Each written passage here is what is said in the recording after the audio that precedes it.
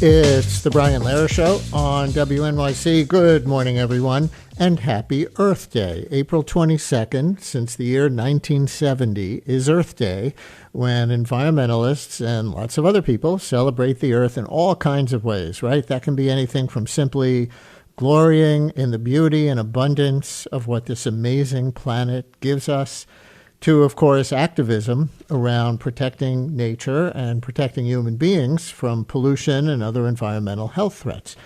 We will do two Earth Day segments to begin the show today. Later, on the Behold the Wonders of This Wondrous Planet track, we'll have our friend Jackie Faraday from the Planetarium at the Museum of Natural History to describe how astronauts have beheld the Earth from the vantage point of space on the recent Artemis mission and ones much earlier, and what we can learn down here on the ground from that. That's coming up second. First, Earth Day and your government on this second Earth Day of President Trump's second term, and Lee Zeldin as administrator of the Environmental Protection Agency, the EPA. Our guest for this is Lisa Friedman, who covers climate change and other environment topics for the New York Times. Among her recent articles, The Treasury Secretary versus Climate Science, and how Lee Zeldin shifted the mission and the message of the EPA. One example she cites, Zeldin emphasizes messages like this. The Trump EPA has finalized the single largest act of deregulation in the history of the United States of America. Undoing environmental regulations as central to the message and central to the mission. Let's get specific. Lisa, thanks for coming on. Happy Earth Day, and welcome back to WNYC. Thanks so much for having me. Happy Earth Day. You included that little Zeldin clip as an audio link in your article. What does it represent? You know, look, just to pull back, one of the things, what we tried to do in this story, we started to notice that the EPA administrator talked differently than administrators in the past. And this includes Republicans as well as Democratic administrations. And when we analyzed his words, thousands of press releases and tweets and podcast interviews, television interviews against those of past EPA administrators, one of the things that became very, very clear is that this administration talks, and this administrator uses language around red tape, energy dominance, promoting the use of fossil fuels and the deregulation of environmental protections that had reined in emissions from polluting industries far more than he uses the language of the traditional language of environmental protection, whether it's protecting children or talking about toxic hazards. So the clip that you ran, I think really underscores, sort of the focus of this administration. And let's remember it's Earth Day. The EPA was born out of Earth Day, out of a real frustration around rivers aflame and deadly air pollution and industrial waste and catastrophic oil spills. And the mission of the agency is not to protect industry, it's to protect human health and the environment. Well, Zeldin would certainly claim he's doing both things, protecting the environment and deregulating in the name of affordability for all Americans. So here's another tiny clip that you included in your piece, just 6 seconds, of how he said on one occasion what he's striving for the EPA not to do. Not have EPA regulations preventing you from protecting your people. Not have EPA regulations preventing you from protecting your people. Keyword protecting, as an Environmental Protection Agency, arguing there in just 6 seconds that environmental regulations can work against protecting people. That's counterintuitive, but give us more context. Why did you include that clip?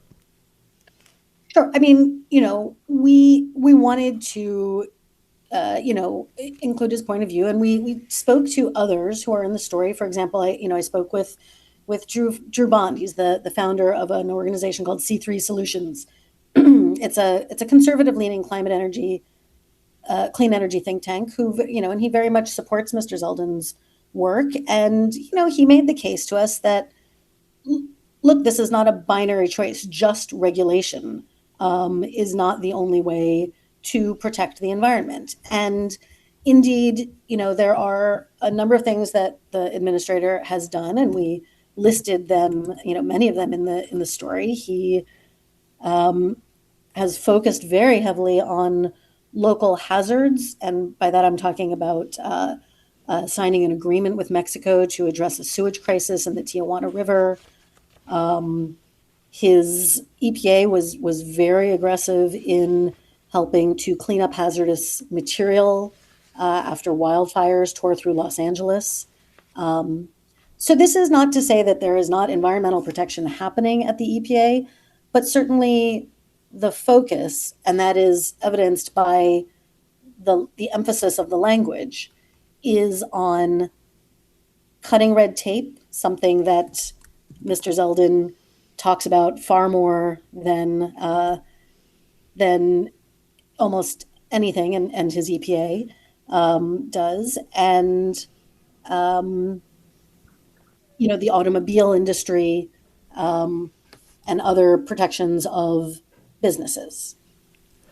Here's our first listener comment.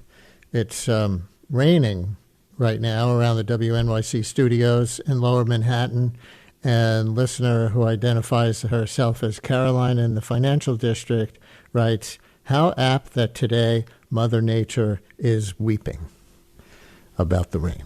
Listeners, what do you want to say or ask about federal environmental policy today or over the years here on Earth Day? 212-433-WNYC. We will talk a little more about the origin story, which Lee Friedman from the New York Times included in this piece about Lee Zeldin. 212-433-9692. Earth Day and the EPA both created in 1970. 212-433-WNYC. Your comments, your questions, your stories, 212-433-9692. Call or text. Lisa, what strikes me about Zeldin trying to thread that needle and give a both-and message? We can deregulate on behalf of, economic comfort for Americans and protect the environment. It's exactly the opposite of what environmentalists say. They say you don't have to sacrifice economic growth for environmental regulation because clean alternatives exist to a large enough degree and affordably enough, and the eventual costs of pollution long-term are more than what it costs to allow it to go forward today. Have you broken down at all where each side might be right or blowing smoke in saying that, no, my way doesn't actually cost you anything?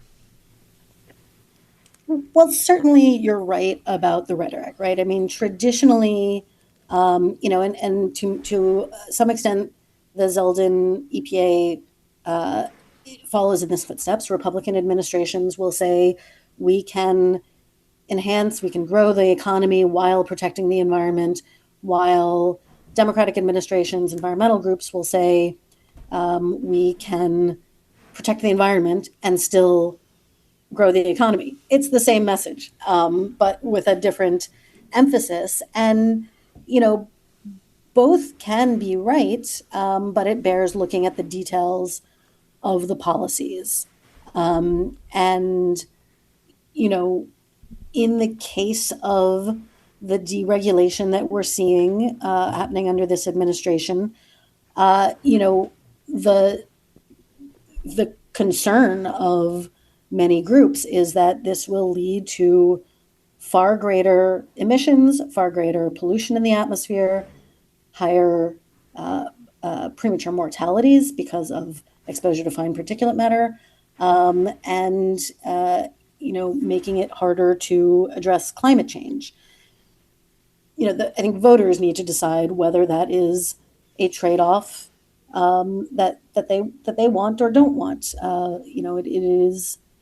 It is an argument that this administration is making that the environmental protections can still happen in the context of deregulation. And it's not just Republicans rolling back environmental regulation in the name of affordability, as Rebecca in the Rockaways wants to remind us. Rebecca, you're on WNYC. Hello.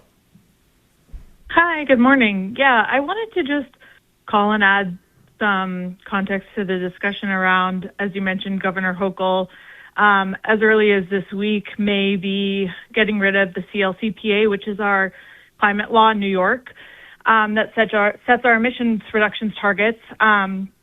She's also been a huge impediment to implementing the Build Public Renewables Act, which was passed 2 years ago to build out, to allow the New York Power Authority to build out huge amounts of renewable energy to get us to our climate goals.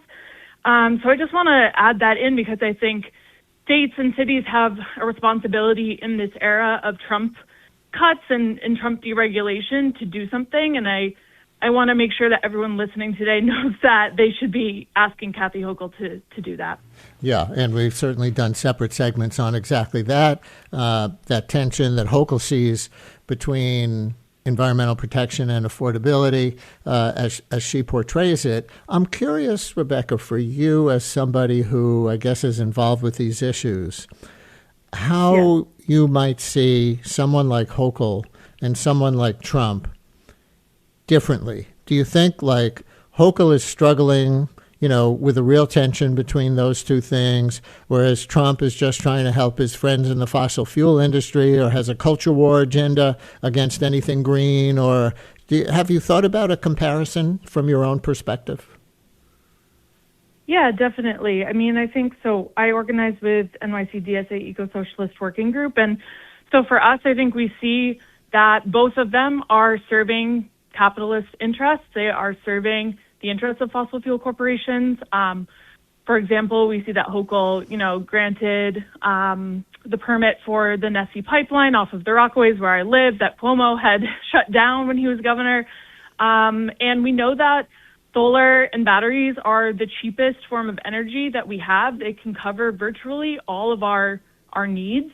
And the reason that that's not happening is because oil is incredibly profitable and fossil fuel companies are going to want to continue that business model. And as long as our economy is shaped around profit and not around human well-being and ecological well-being, this is the situation that we're going to be in. So I think that, we want to see beyond the conversation around like economic growth. I think we certainly believe the climate transition can also provide really good union jobs, thousands of union jobs. So it's not a sacrifice in my eyes. It's we're going to be spending this money to adapt to climate change no matter what. So we may as well do it now in a way that centers workers and ecological well-being and really reshapes our economy around one that is actually taking care of human health and not corporate profit.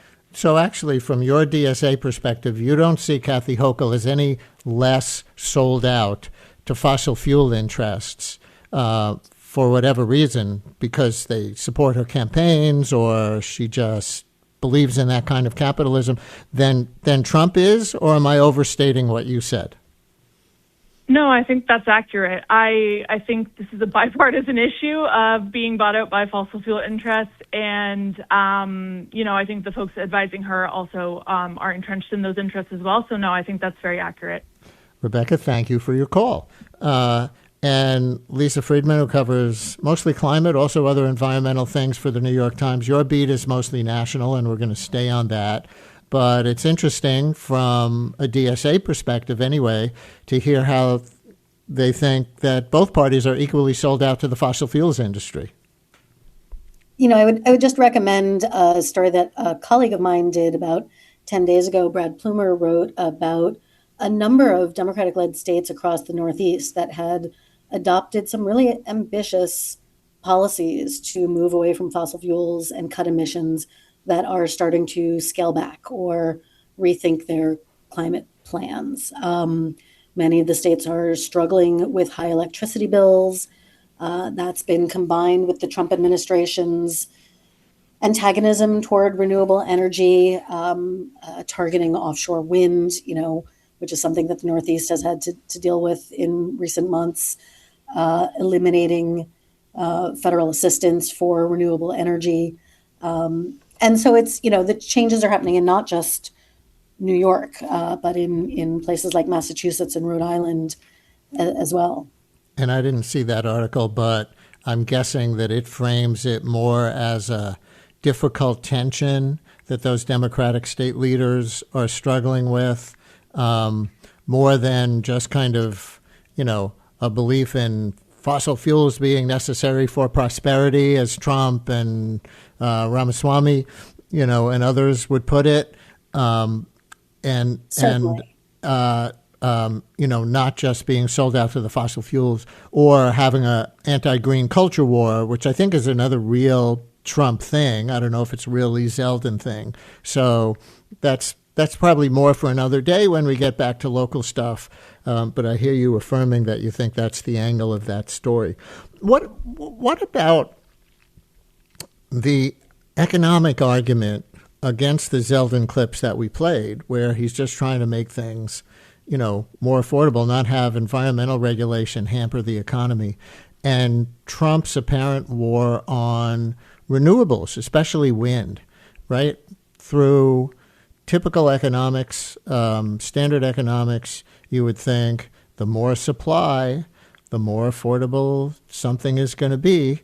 So they would want an all of the above approach, right? If they're supporting fossil fuels on the basis of prosperity, then you'd want a lot of wind too, and a lot of solar too, et cetera, in order to, Theoretically. bring supply. But that's not what they're doing, right? They're making it more difficult for the renewable industries. 100%. I mean, this administration is very openly against the all of the above idea. That has been the mantra really of both parties for many years. And,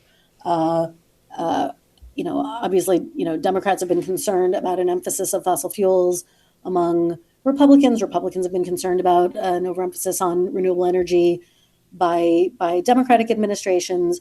But across the spectrum in Washington, the broad understanding is that there is a need for all energy, especially now as AI and data centers are driving the need for more electricity capacity. This administration very openly says no. That all of the above is not their goal, and have been actively trying to make it more difficult for renewable energy to be built in America. Why? What's even the rationale for that if the goal is supposed to be, allegedly low energy prices? Yeah, I mean, I can tell you what is said, and I can tell you what administration officials say, and then I can tell you what the conventional wisdom is. I mean, we've heard Chris Wright, the energy secretary, say just recently, if all solar energy went away tomorrow, no one would notice. It makes up such a small portion. We've heard the Interior Secretary say that there are national security concerns when it comes to offshore wind, though much of that is classified, and they say they can't discuss it. Why does the president dislike offshore wind? Is it related to a fight that he had, a decade and a half ago at his golf course in Scotland when he didn't want to see offshore wind turbines, mar his view? That is what a lot of people think. I don't know. I can't get into anybody's head. But there is a very clear antagonism toward renewable energy, certainly toward any federal assistance for renewable energy. And we're starting to see, some pushback from the courts. Just yesterday, a judge in the U.S. District Court for the District of Massachusetts granted a preliminary injunction in a lawsuit that a group of renewable energy developers had filed against the Interior Department. The Interior Department, they have argued, have made a series of decisions that have stopped clean energy projects, on federal lands across the country and private lands. Now, here on Earth Day, go ahead, finish the thought. I'm sorry. No, pardon me. So, we are, we will see how long this lasts. We are starting to see some pushback from the courts. And in recent weeks, I will say that I've seen some administration officials change their tune a little bit. For example, there are fewer criticisms of solar than there have been in the past. And there seems to be some sense among clean energy lobbyists that there is a relaxing, perhaps, of objections within the administration to solar development. And here on Earth Day, maybe it's worth remembering a little more the origin story of the EPA. It was the same year as the first Earth Day, 1970. What was going on that both things got launched? You write a little bit about that in your article about Lee Zeldin changing the language and the mission of the EPA. Toxic water, hazardous smog, industrial waste was threatening public health and the environment. The Cuyahoga River burst into flames. The Potomac stank from hundreds of millions of gallons of waste. And the outcry really led to, which culminated in enormous, an enormous national movement that created Earth Day, led to the creation of the Environmental Protection Agency. And on the history, a listener writes, it's essential to remember that conservation and environmentalism used to be bipartisan. Richard Nixon signed the EPA into law, among many other major environmental laws. Does the guest have any thoughts on why this is no longer bipartisan, and how do we get back to that? So the first question there from the listener is interesting because the premise is right? This used to be very largely bipartisan. In fact, wasn't Lee Zeldin himself on some bipartisan led committee on the environment when he was a congressman from Long Island? So what happened? How did it become no longer bipartisan? Well, I think how, Lee Zeldin's movement on issues might be a little separate from the broader story. It's certainly true that for at least, the first decade or so of the Environmental Protection Agency, it had broad bipartisan support. Regulation, conservatives will say that a culture of regulation is what changed things for them.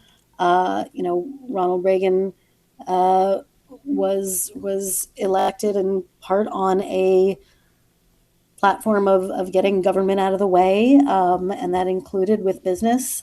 Along the way, climate change became an issue that has really divided the parties on what role each EPA should play. Congress has never explicitly given authority to the EPA to curb greenhouse gases. Both the Obama and the Biden administrations interpreted the Clean Air Act in ways that could allow EPA to regulate, and we've seen increasingly aggressive regulations on automobiles, heavy trucks, power plants, coal and gas, oil and gas wells, and that has, led to not a small amount of pushback from those industries. So I think that combination has fed into the division.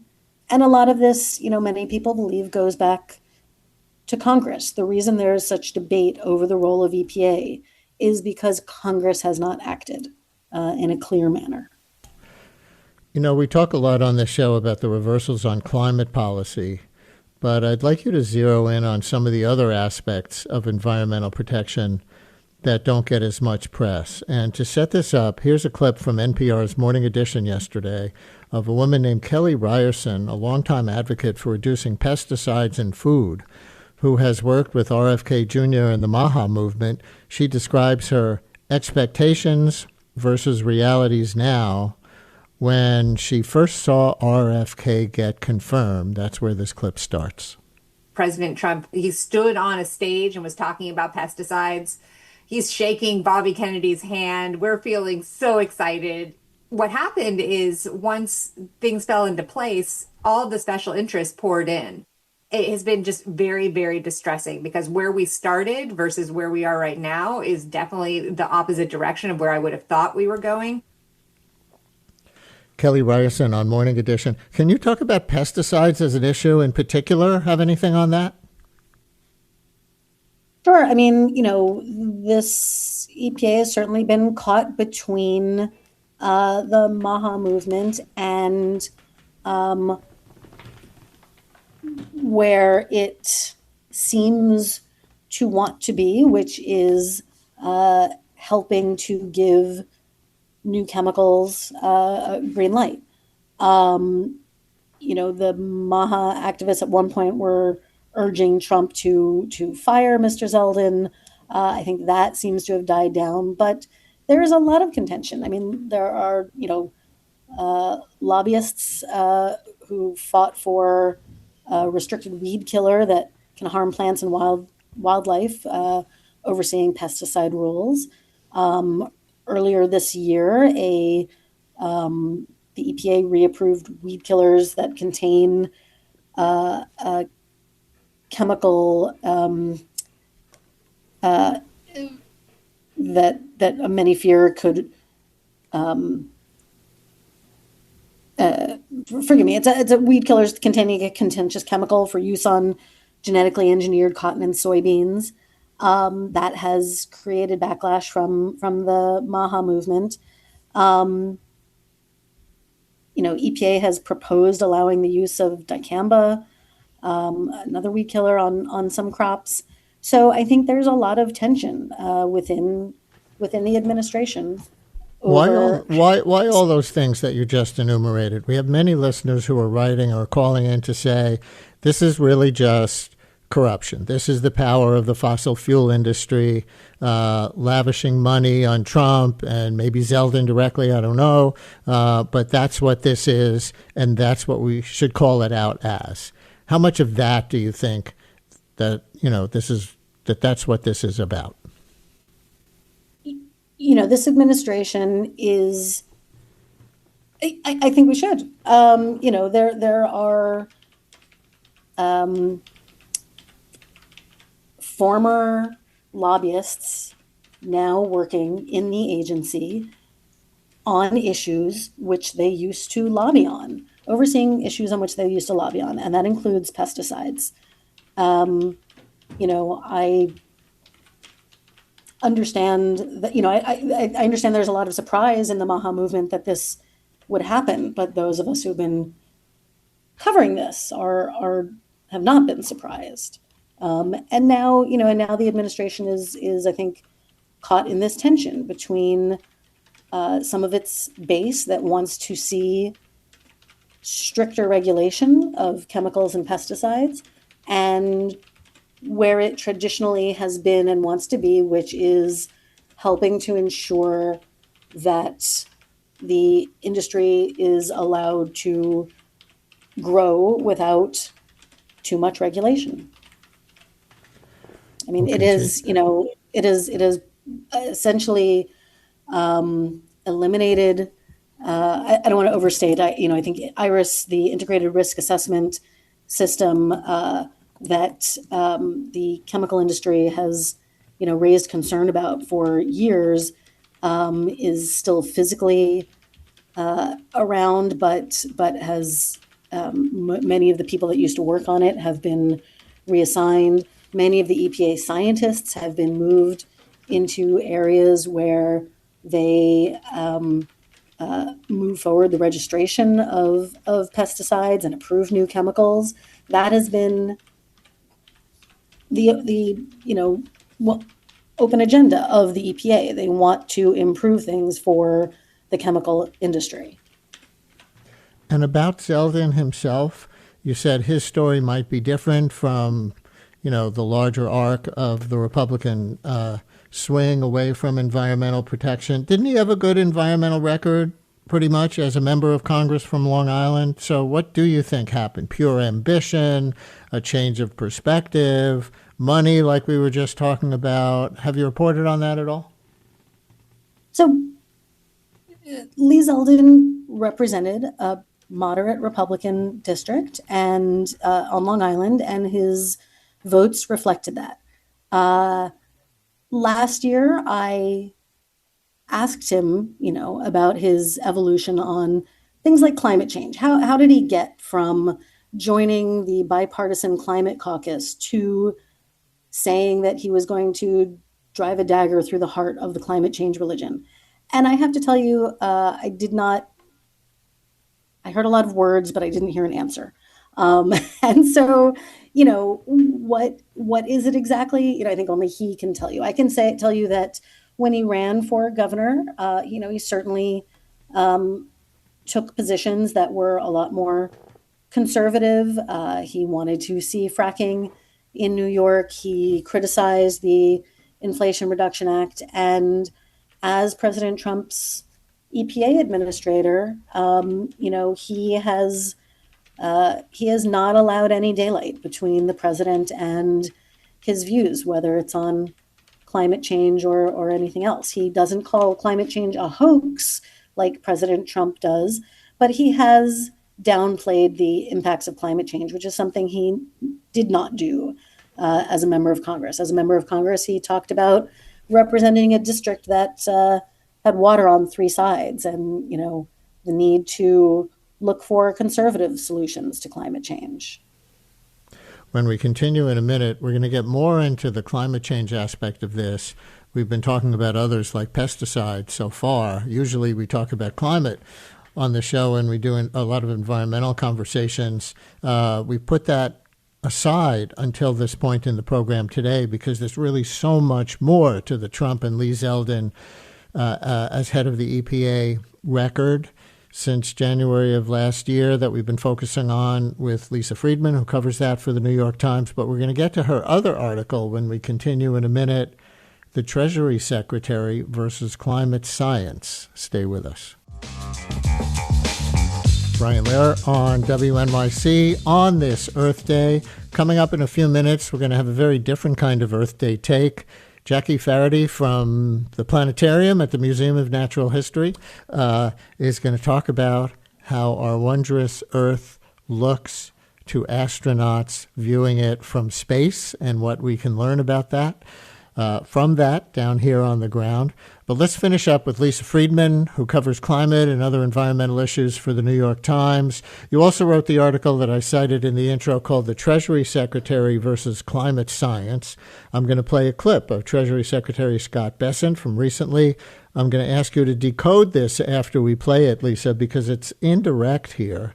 He's not calling climate science a hoax and a con job like Trump himself does. Listen. The climate does change. As we all know, the natural habitat for the Earth is actually water. Ice was probably it's a very long cycle, but ice was an unusual cycle. And we are going through cycles, and I believe that it is very difficult to deconstruct the reasons around why anything changes. But I think we better step back. Treasury Secretary Scott Bessent. How do you hear that clip? Trying to dance around, the climate change and the science of climate change, and all of these events where cabinet secretaries speak. There's an audience of one, and that of course is the president. And again, I keep repeating this. I don't know what is in the hearts and heads of any of the cabinet secretaries. But, since this administration began, you see a lot more of this kind of equivocating. Yes, the climate changes. It's difficult to understand the reasons why anything changes. It's not. It's not true. Leading scientists reject claims like Mr. Besson's. They note that, they've told me that and anyone can read the IPCC or the National Climate Assessments when the U.S. used to do them before the Trump administration. Natural factors like the sun, volcanic eruptions, orbital cycles would be cooling the Earth if not for the emissions from human activity, burning fossil fuels in automobiles, in power plants, in factories, and others. So how do I see that? I see that as trying to be unclear. Trying to be unclear, very clearly unclear, to dance around what the scientific consensus has shared a lot of evidence for. He also called climate activism, let's say, or concern about climate change, an issue for the elite, a concern of the elite. And that really jumped out at me. And I noticed that you also addressed that in your article about the Treasury Secretary. You quoted Harjit Singh, the founding director of the Satat Sampada Climate Foundation in Delhi, in India, who said calling climate change an elite issue purposefully ignores the threats it poses to the world's poorest. He pointed to floods in Pakistan in 2022 that killed nearly 2,000 people, for example. And, we're just about out of time, but I didn't want to let that go by because that's gotten some press elsewhere, too.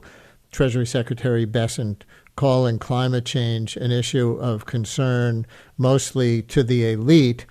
But where do we see the downstream effects of the warming planet mostly? I would imagine, like most other environmental impacts, when we talk about environmental justice, they do have a disproportional impact on people who are poorer, not people who are richer, who can buy their way to a higher floor that's going to, not be subject to flooding and a million other ways. Yep. I mean, climate change disproportionately affects the world's poorest communities. And that's not me. That's not the Sierra Club. It's not the New York Times. That's the World Economic Forum that says that. It,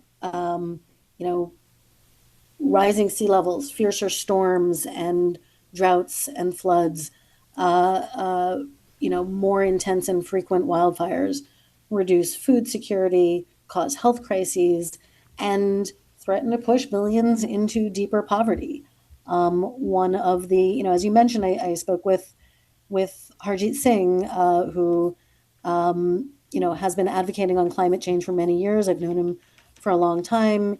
He's in Delhi, and he talked to me about Pakistan, right? 2022 floods in Pakistan killed nearly 2,000 people, caused more than $40 billion in damage. This is not, there is nothing about addressing an issue like that is elite, was his argument. And, he talked to me, and said, I'm sitting here in one of the poorest, parts of the world. And we know that if you don't integrate climate into the way you help countries develop, he said any gains you make are written in sand and washed away. As we close, Lisa, I don't know if you can say anything about this based on your reporting, but I think it's important not to lose sight of how much this sort of anti-environmentalism that we're seeing now as policy on so many levels from Washington is part of the culture war, is part of the Make America Great Again nostalgia that says, hey, remember when we weren't weighed down by all this political correctness? Back in the 1950s or whatever decade they want to cite, we bought our big cars and it was good. We started moving things from metal to plastic because plastic was lighter and more convenient. We didn't ask all these questions that seem politically correct, that make our lives harder. Let's go back to the way things were. And it's culture war. It's nostalgia, MAGA nostalgia. Does that sound right to you? I think there are elements of that that are certainly correct. One sort of optimism that maybe I'll leave you with. I mean, it seems like discussions in Congress around it has the worst name in the world, but permitting reform. It could not sound more boring, right? But getting things built is moving along, and the discussions there, is my understanding, is the conversations that I've had with both Republicans and Democrats is, there seems to be a really good faith effort by both parties to not try to curtail any kind of energy. And while that might seem like a concern for folks who don't want to see more fossil fuels built, folks in the renewable energy industry feel pretty confident that in an even playing field where the United States works to get more built and cuts red tape, as Administrator Lee Zeldin would say, that renewable energy will win out because it's cheaper and all of the reasons that you listed earlier. So that's something that is seeming to generate some bipartisan support in Washington.